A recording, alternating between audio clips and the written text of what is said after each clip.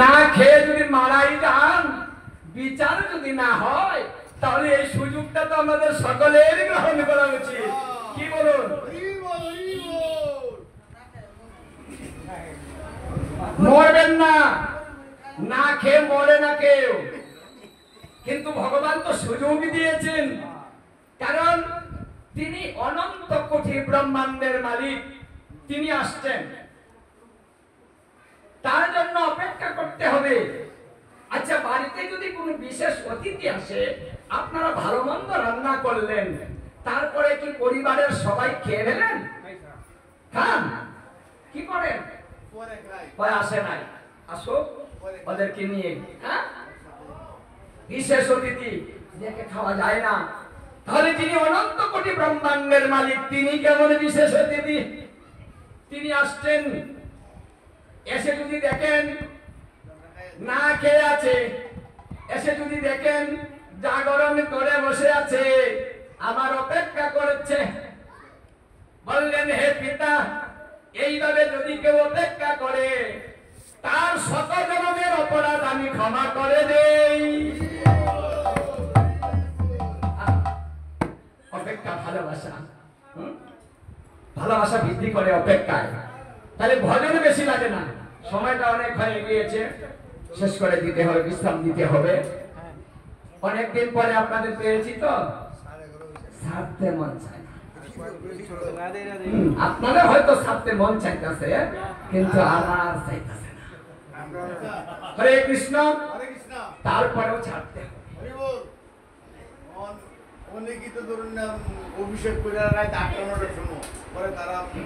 হরে কৃষ্ণ, অভিষেক 8টা-9টায় করা যাবে না। অনেকেই বলে অষ্টমীটা কখন সারলো আর কখন ধরলো, দেখতো দেখি।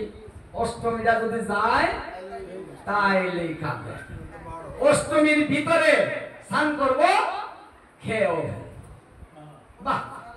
অথচ ব্রতের নিয়ম কিন্তু তা নয়। সপ্তমী বিদ্যা অষ্টমী করিতে নেই, নবমী বিদ্যা অষ্টমী করিতে হয়। একাদশীর মতো ওইটা তিথি লাগবে, তিথি সারবে, ওই নিয়ম নয়। শ্রীকৃষ্ণ যখন জন্ম নিয়েছে তখন অষ্টমী তিথি ছিল, যখন শ্রীকৃষ্ণের রোহিণী নক্ষত্র অষ্টমী তিথি যুক্ত তো ছিল। একটু পরেই নবমী লেগে গেল, এখানে সপ্তমী ছিলই না।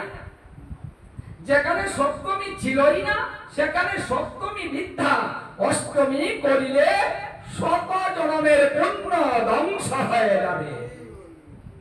শত জন্মের পুণ্য করলেও সেটাও চলে যাবে, করা যাবে না।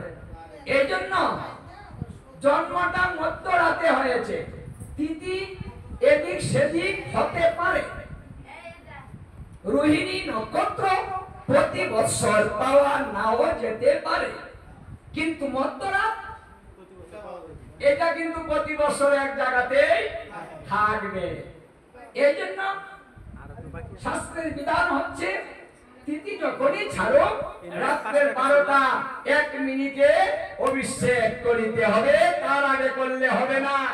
আর যদি করেন সেটা আপনাদের ব্যক্তিগত ধর্ম, ব্যক্তিগত ইচ্ছা, যা খুশি করতে পারেন, ওটা আপনার ভালো মন্দ করবেন।